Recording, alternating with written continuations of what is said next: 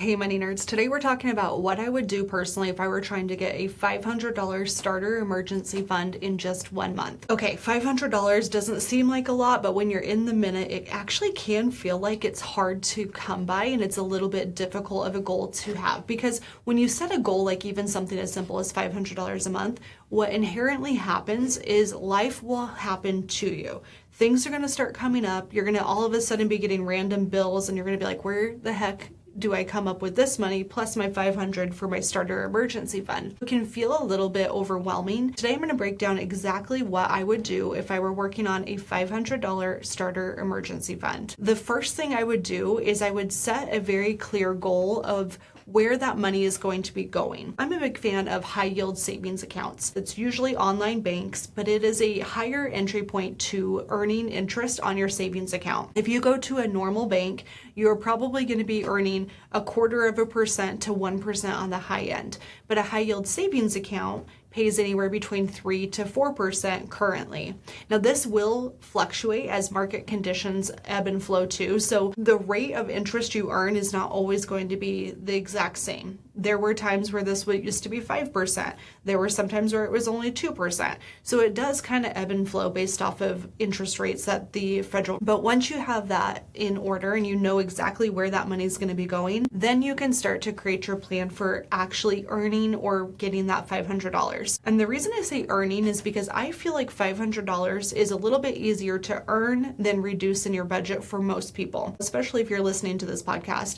You probably do a decent job of trying to monitor your normal expenses, your fixed expenses and your variable expenses. Yes, you can still reduce some of your expenses for sure. So if you need to reduce how much you're spending on subscriptions, that's an easy, lever to pull so that you can start to put that money towards your $500 goal. But for most of us, that $500 might come from a combination of expenses and income. So what I would personally do is I would make a basic budget. Now, a basic budget, if you haven't done this in a while, is super, super simple. Don't make this complicated. You don't have to learn new software. You don't have to do anything crazy. This could truly just be on a piece of notebook paper. And what you're going to do is you're going to say, my upcoming paycheck is on this date. It's roughly this much take-home pay. Here are all the expenses that I need to pay from that paycheck. And then ideally, when you take your expenses, subtract it from your income, you're going to be left with a number. Hopefully that number is positive. If it's negative, this is going to be a little bit more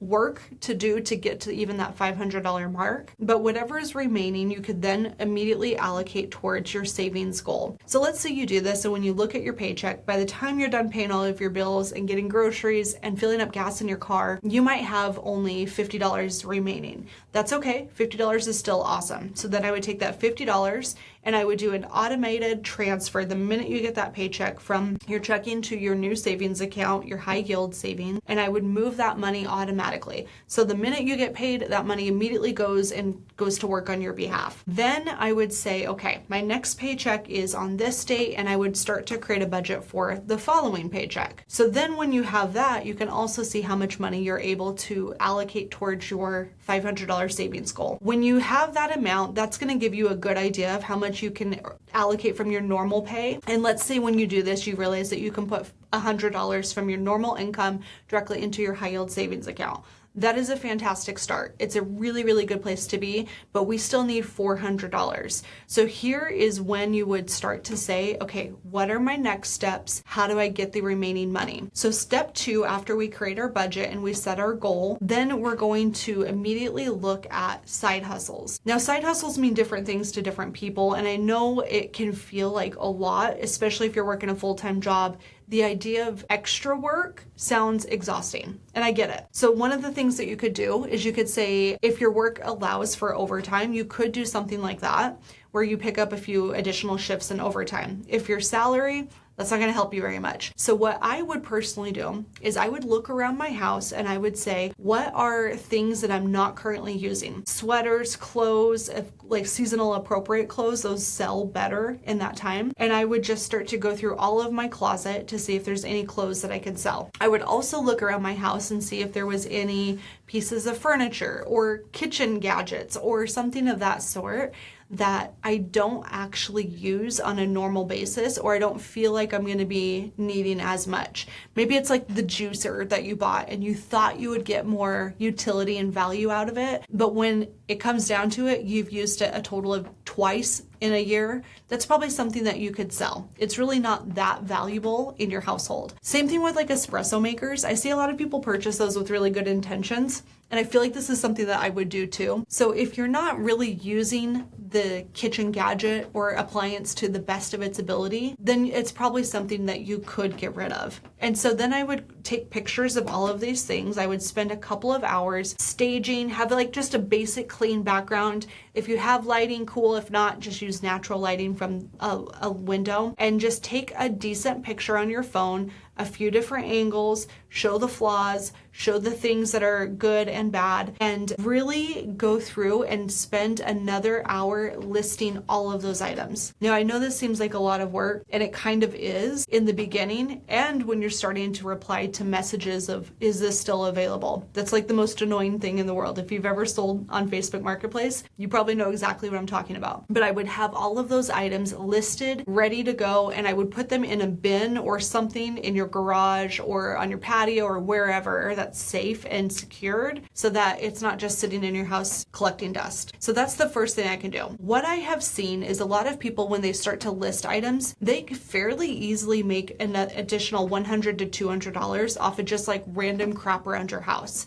Now, it depends on your crop and it depends on how valuable it is. So it's not all going to be equivalent, but you could easily bring in an additional $100. So let's assume from our paychecks we have $100, and from selling crap from around your house, you have another $100. So we have $200 out of our $500 goal. We still need to come up with $300. And we're assuming you can't do overtime, although if you can, that's a great option, of course. So this leads us into our next strategy for helping us get that $500. And that is to side hustle for real. So yes, we did list everything, and that is a form of side hustling.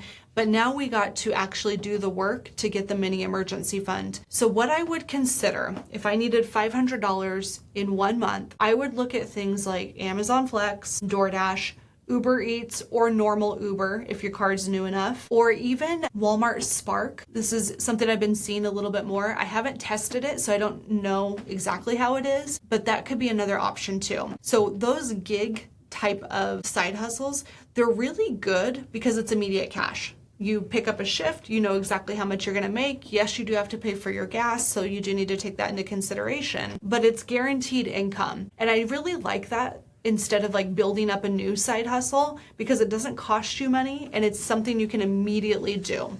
I mean, it does cost in the sense of your time is worth something and the gas or wear and tear on your car. But if you're doing this occasionally, I don't really find it to, I think it's kind of an excuse that we sometimes use to not side hustle or not earn the money. But yeah, like if this is your full-time job, no, that would for sure be a factor. But if you're doing it on occasion to help you reach a financial goal, I don't really think we should be calculating that as much. Similar to if we go on a camping trip or drive up to the mountains, I don't factor in wear and tear on my car for those types of things either. So just food for thought, something to think about. But when you're starting to get those gig deliveries, the plan that I would have if I were working a full-time job, I would drive Friday nights, Saturdays, and Sundays. Maybe one day during the week if you really need to, but Friday nights I would do between 6 and 9 p.m. That would be my shift.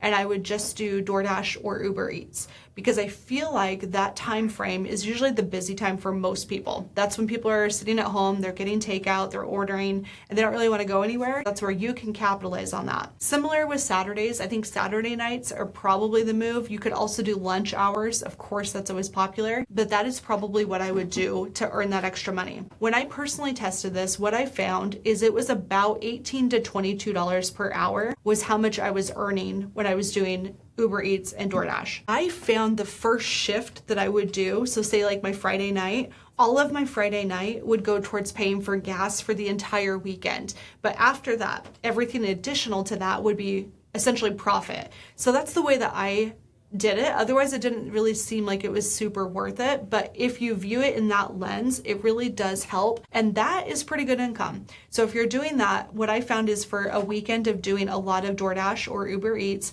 it was about an extra $150 depending on how many hours you put in. Now, when I tested Amazon Flex, what I found is most of the shifts were between starting $54. Now, this was years ago, to be fair, for a 3-hour shift.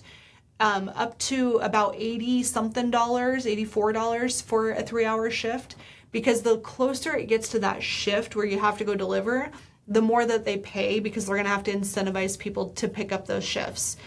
My strategy when I did Amazon Flex was I preferred the Whole Foods deliveries. I found those to be fairly easy, a little bit less stress and not quite as chaotic. And it was shorter shifts as a whole, which is kind of nice. If you're busy and you don't want to spend all of your time side hustling on a weekend, that's a great way to go. Again, I haven't tested the Walmart Spark driver, so I don't know what that one's about. I think I will test it. Comment below and let me know if you think I should. You're going to be easily getting that extra income to reach your side hustle goal. So if that's what you're trying to do is just hit a $500 starter emergency fund, I find that to be the easiest way to go. It's really not difficult. It just is going to require a little bit of hustle to hit that goal. And the good thing is it's 1 month. You can do anything for 1 month, I promise. So give it a shot. Let me know if this is something that you're working on, or maybe it's even a $500 payment towards one of the debts that you would like to pay off. That's cool too. Okay, so that is it. That is what I would do specifically if I had a $500 starter emergency fund goal.